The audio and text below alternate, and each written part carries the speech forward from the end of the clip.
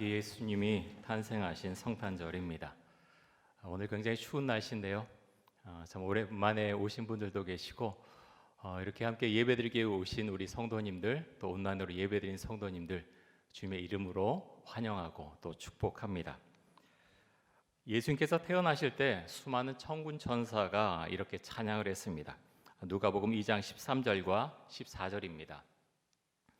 호련히 수많은 천군이 그 천사들과 함께 하나님을 찬송하여 이르되 지극히 높은 곳에서는 하나님께 영광이요 땅에서는 하나님이 기뻐하신 사람들 중에 평화로다 하니라.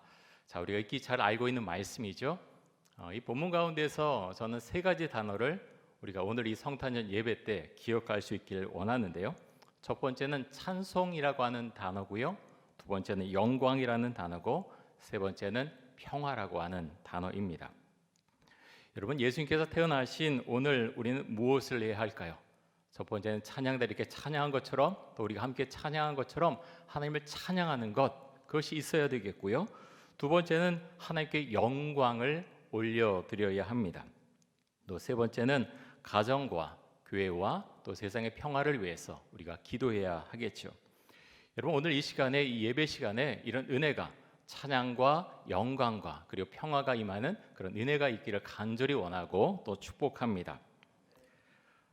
유튜브를 보다 보면 이게 광고가 좀 나옵니다. 그 중에 국제구호단체, 한 국제구호단체가 한 영상을 제가 봤는데요. 중학생 정도 되어 보이는 여학생이 이제 나왔는데 엄마 아빠가 굉장히 많이 아픕니다. 두 분 다 중병이 들어서 이제 엄마 아빠가 언제 죽을지 모른다고 하면서 아이가 눈물 흘리면서 이야기를 해요. 그러면서 또 이런 이야기를 또 하는데요. 다른 사람이 부럽지는 않아요. 왜냐하면 저에게는 가족이 있기 때문이죠. 저에게 가족이 있는 것이 너무나 감사해요. 한 중학생 정도 되어 보이는 여자 여학생이 그런 이야기를 하는데 참 마음이 찡했습니다. 참 예쁘기도 하고 안쓰럽기도 하면서 너무 일찍 철이 들었다, 그런 생각이 들었습니다. 여러분, 성탄절에 우리 주변에 어렵고 힘든 사람들 우리가 더 기억하고 따뜻한 말로 그렇게 해주고 또 그들을 돕는 그런 은혜가 우리 가운데 있을 수 있길 원합니다. 왜냐하면 예수님은요, 더럽고 추운 마국간에서 나신 분이기 때문입니다. 하나님이 괜히 그렇게 하신 것이 아니라 의도적으로, 다분히 의도적으로 그렇게 하셨다는 것 기억하고 성탄절을 우리가 맞이할 때마다 더럽고 추운 그 마국간을 우리가 기억할 수 있기를 원합니다. 오늘은 마태복음 1장 말씀 통해서 함께 은혜를 나누고자 하는데요. 세 가지 내용을 오늘 말씀드리려고 합니다. 첫 번째, 예수님은 성령으로 잉태되셨습니다. 마태복음 1장 18절에서 20절까지 말씀 한번 보겠습니다. 이렇게 말씀합니다. 예수 그리스도의 나심은 이러하니라. 그의 어머니 마리아가 요셉과 약혼하고 동거하기 전에 성령으로 잉태된 것이 나타났더니 그의 남편 요셉은 의로운 사람이라 그를 드러내지 아니하고 가만히 끊고자 하여 이 일을 생각할 때 주의 사자가 현몽하여 이르되 다윗의 자손 요셉아, 내 아내 마리아 데려오기를 무서워하지 말라. 그에게 잉태된 자는 성령으로 된 것이라. 여러분은 예수님께서 성령으로 잉태된 것을 믿으십니까? 대답이 없으세요? 안 믿으세요? 다시 한번 좀 여쭤보겠습니다. 여러분은 예수님께서 성령으로 잉태된 것을 믿으십니까? 아멘, 아멘입니다. 그런데 어떻게 믿으십니까? 그래요, 하실 말씀이 많으신 것 같아요. 왜 믿느냐? 이성적으로는 납득이 안 되죠. 어떻게 성령으로 잉태될 수 있느냐? 과학적으로 증명할 수 있습니까? 못하죠. 못합니다. 그런데 우리는 믿습니다. 왜 믿습니까? 왜냐하면 우리가 예수님을 믿을 때 예수님이 우리 마음 가운데 들어오시고요, 성령님께서 우리 마음 가운데 들어오셨기 때문입니다. 그 성령님께서, 예수님께서 성령으로 잉태된 것을 우리에게 증거하시고 우리에게 말씀하시기 때문에 주님, 우리는 예수님께서 성령으로 잉태된 것을 믿습니다라고 고백할 수 있는 것이죠. 여러분, 그래서 예수님께서 성령으로 잉태된 것, 이것을 믿는 것, 그것이 우리의 신앙의 출발점입니다. 우리가 예수님을 믿는다고 하는 고백 속에는요, 예수님께서 성령으로 잉태되었음을 제가 믿습니다 하는 고백도 그 가운데 함께 포함되어 있는 것입니다. 자, 오늘 주신 본문 가운데서 두 번째 주목해서 보기 원하는 것은 임마누엘이라는 이 말씀입니다. 자, 21절에서 23절까지 한번 보겠습니다. 아들을 낳으리니 이름을 예수라 하라. 이는 그가 자기 백성을 그들의 죄에서 구원할 자이심이라 하니라. 이 모든 일에 된 것은 주께서 선지자로 하신 말씀을 이루려 하심이니 이르시되 보라 처녀가 잉태하여 아들을 낳을 것이요 그의 이름은 임마누엘이라 하리라 하셨으니 이를 번역한즉 하나님이 우리와 함께 계시다 함이라. 여러분, 예수라고 하는 이름의 뜻이 무엇입니까? 예수라고 하는 이름의 뜻은요, 여호와는 구원이시다, 여호와는 구원이시다라는 의미를 갖고 있습니다. 그래서 주의 사자가 말씀하죠. 마리아에게서 태어날 아이의 이름을 예수라고 지으라고 하면서 그렇게 말합니다. 왜냐하면 이 이야기는 죄 많은 백성을 그들의 죄에서 구원할 구원자이기 때문에 예수라고 지을 것이다, 지어라라고 말씀하고 있습니다. 그리고 여러분, 예수님에게 붙여진 또 하나 이름이 있는데 그것이 무엇입니까? 임마누엘입니다. 임마누엘. 임마누엘은 우리가 잘 알고 있는 것처럼 하나님이 우리와 함께 계시다, 하나님이 우리와 함께 계시다라는 의미를 갖고 있습니다. 임마누엘이라는 말처럼 이 땅에 구원자로 오신 예수님은 우리와 함께 계십니다.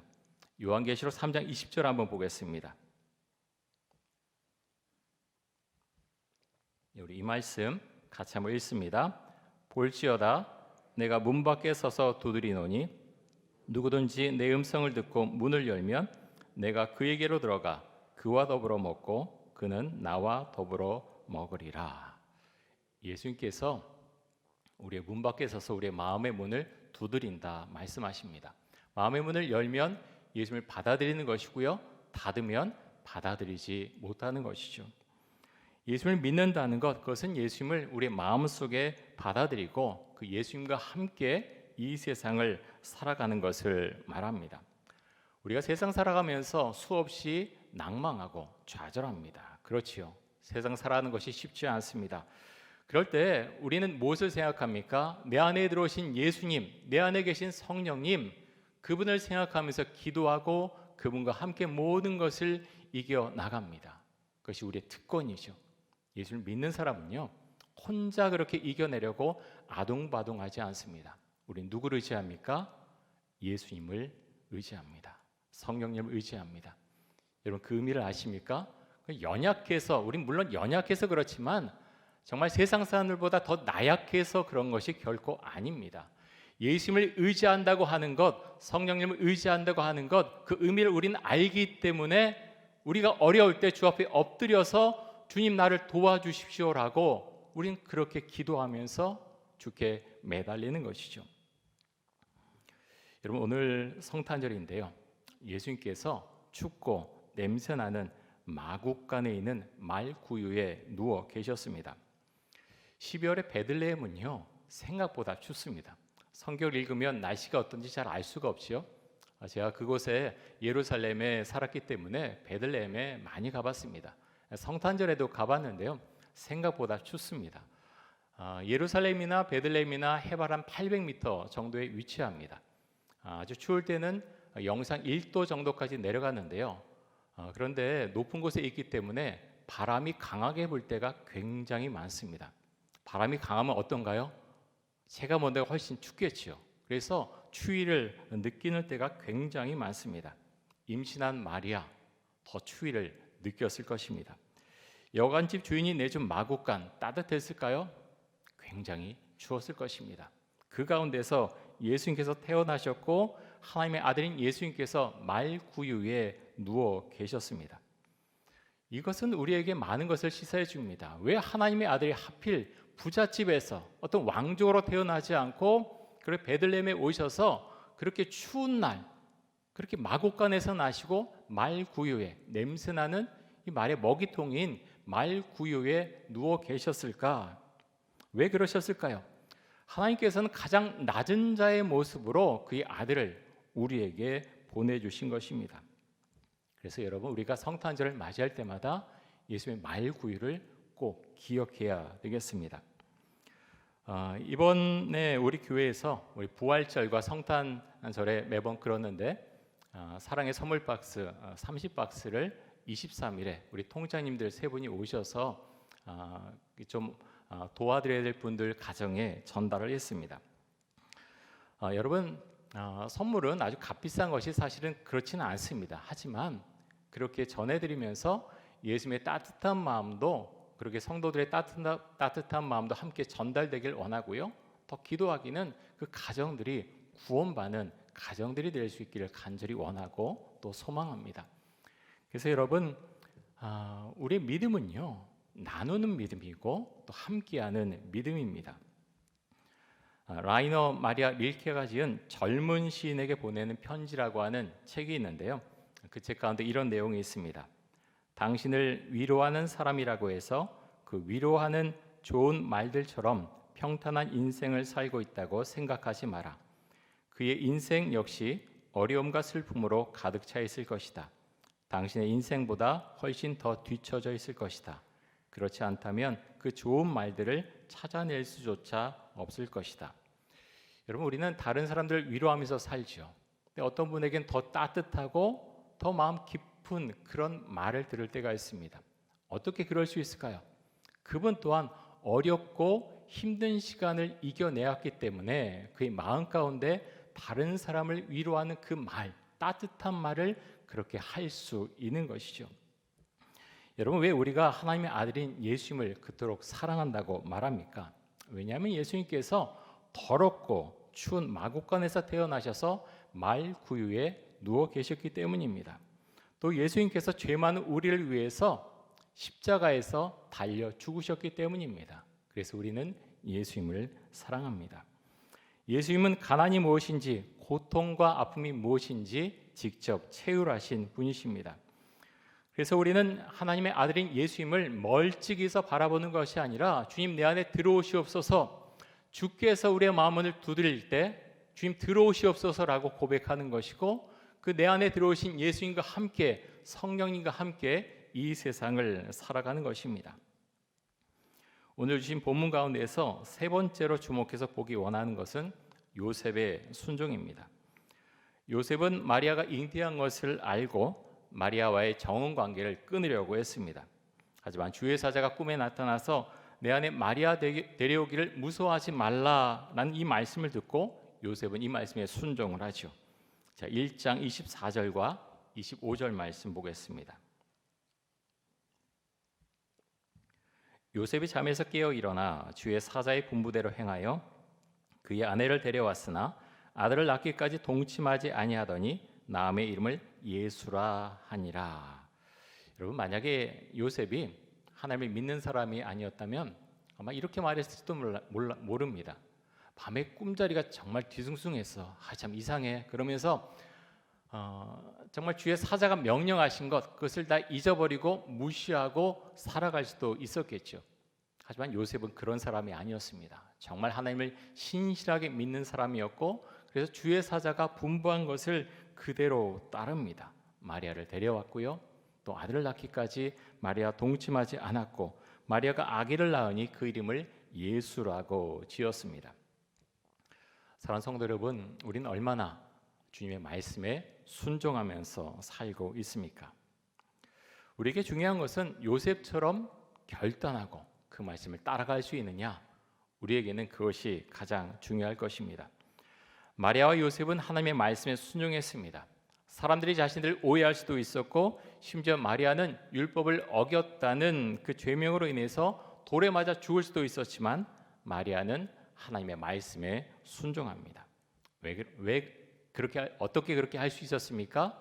마리아가 하나님을 믿었기 때문에 그는 순종할 수 있었습니다. 누가복음 1장 34절에서 38절까지의 말씀을 한번 보겠습니다.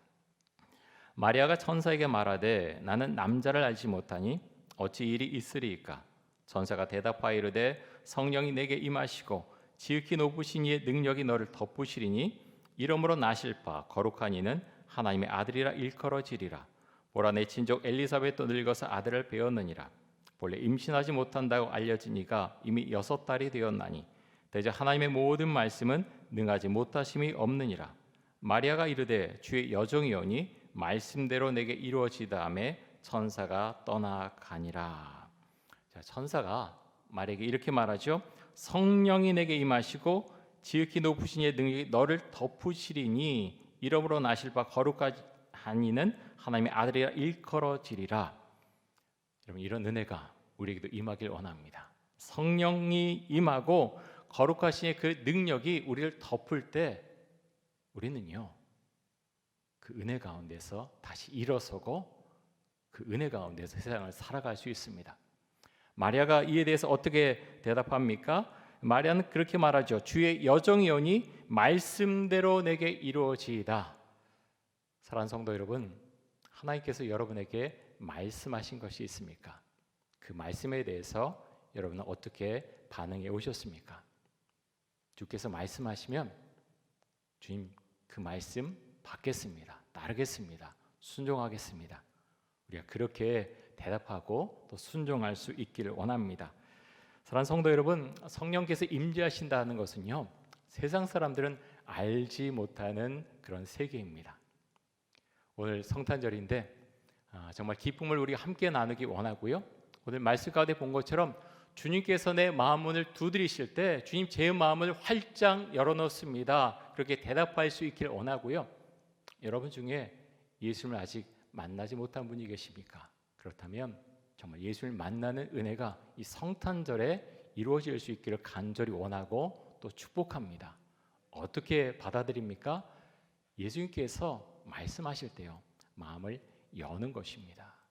마음을 열 때 성령께서 마음에 들어와서 말씀하십니다. 사랑하는 성도 여러분, 그런 은혜가 우리 안에 있기를 원하고, 그래서 우리 교회가 정말 성령 충만한 교회, 말씀대로 따라하는 교회, 말씀에 순종하는 교회, 그래서 주의 은혜가 넘치는 교회, 그런 교회가 될 수 있기를 간절히 원합니다. 하나님의 은혜가 여러분의 가정과 삶 가운데 충만하게 임하기를 주님의 이름으로 축원드립니다. 우리 함께 이 시간 잠깐 기도하겠습니다. 이 시간 기도할 때 예수님께서 성령으로 잉태하신 것을 믿음으로 고백하길 원합니다. 가난하고 힘든 자들의 친구로, 그리고 구원자로 오신 예수님처럼 가난하고 힘든 자들을 돕는 인생을 살게 하여 주옵소서. 또 요셉과 마리아처럼 하나님의 말씀에 순종하게 하여 주옵소서. 우리 잠시 같이 한번 기도하겠습니다.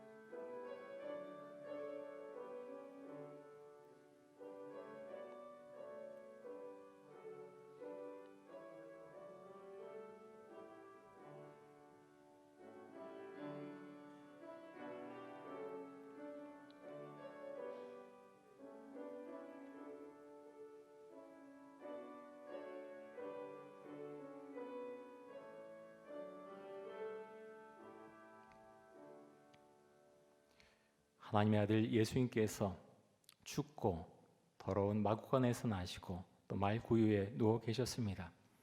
하나님께서 이렇게 하나님의 아들을 보내신 이유를 우리가 잊지 않기를 원합니다.